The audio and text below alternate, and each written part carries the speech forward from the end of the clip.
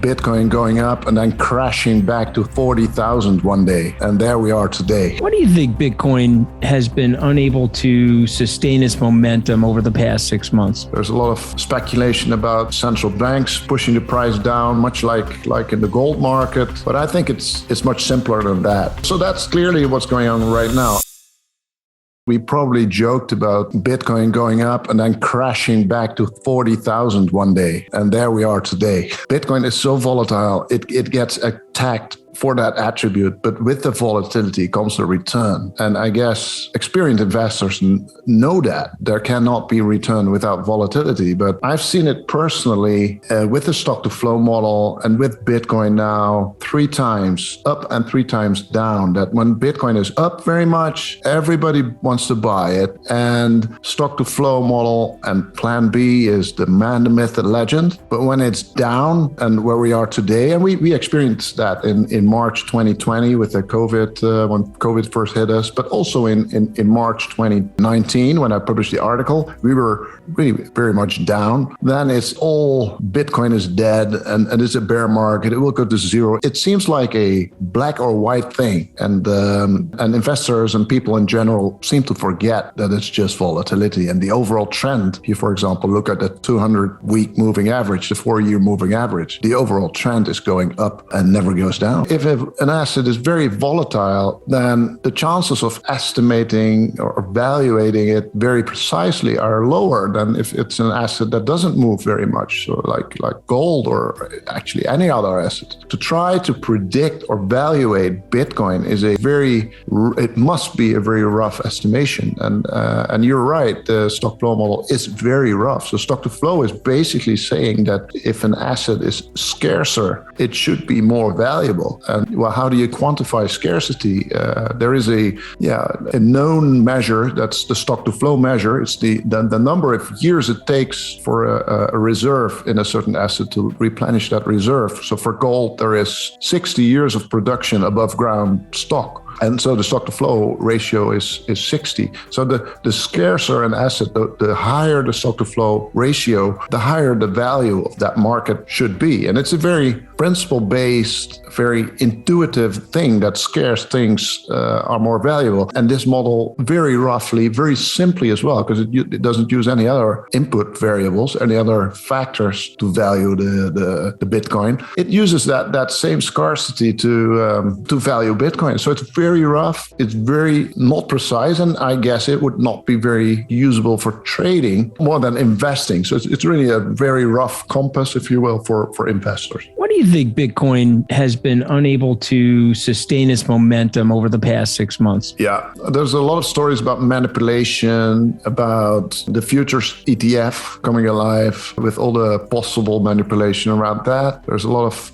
speculation about central banks pushing the price down, much like in the gold market. But I think it's much simpler than that. We saw a China miners ban halfway last year, and that wiped out half of the hash rate, half of the security of the network. That was a major thing, major structural event, macro event, you might call it even for Bitcoiners. But that wiped out half of the hash rate, and all the miners had to move and relocate their stuff to the countries around China and to America, Texas mainly. So that was the number one reason, very obvious, very clear, to impact the price of Bitcoin. And currently, obviously, a lot of tech stocks are going down. The S&P goes down, and a lot of other assets go down because there is a risk of interest rate rise. And the Fed has, spoken about tapering, about cutting back on the quantitative easing. That helped any asset increase in value if it was real estate or stocks or Bitcoin. So if they would stop, if the central banks would stop the quantitative easing, the money printing, that would certainly impact assets, as would rising interest rates, of course, influence the asset valuations negatively. But that's clearly what's going on right now. And by the way, I think they're just talking the talk and not walking the walk. They normally try to push asset prices down, the central banks, by just mentioning rate hikes. And I don't know if they're really prepared to go all the way and crash the stock market, for example. In my experience, they won't run that risk. But it will be a very interesting couple of months. And that's, I guess, the main topic right now. And a lot of tech stocks are being hammered as we speak.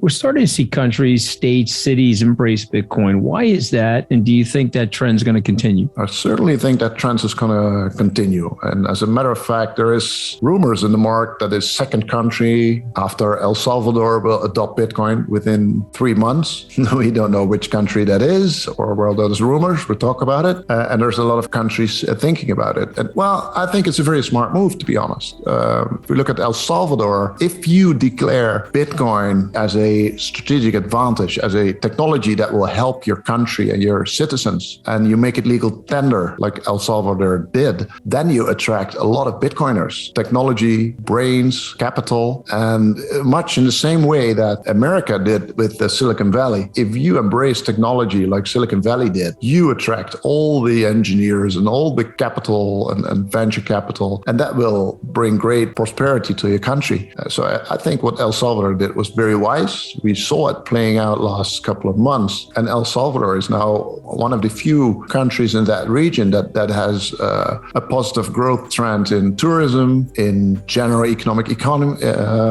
growth. It's, especially countries with a currency of their own that doesn't do very well because they, made policy mistakes in the past. They printed too much money. They had too ambitious government programs that had to be financed. And so countries like Venezuela, Turkey, Brazil, Mexico would be ideal candidates to make Bitcoin legal tender like El Salvador did. And that will, I'm sure, that will bring great prosperity. And it will cut the power that the IMF has over you. So yeah, it's a risk as well, because the IMF will fight like it does with El Salvador, and it will maybe not extend your loans, and you will have some troubles there. But the money will come from different parties, from Bitcoin investors, from venture capitalists. So yeah, I think that will be the big trend of the future, and in fact, that might very well be the trigger that we need to make the next step up, the next 10x, if you will. Yeah, the early ones get all the profits, and the earlier you get in, the more profit you make. I mean.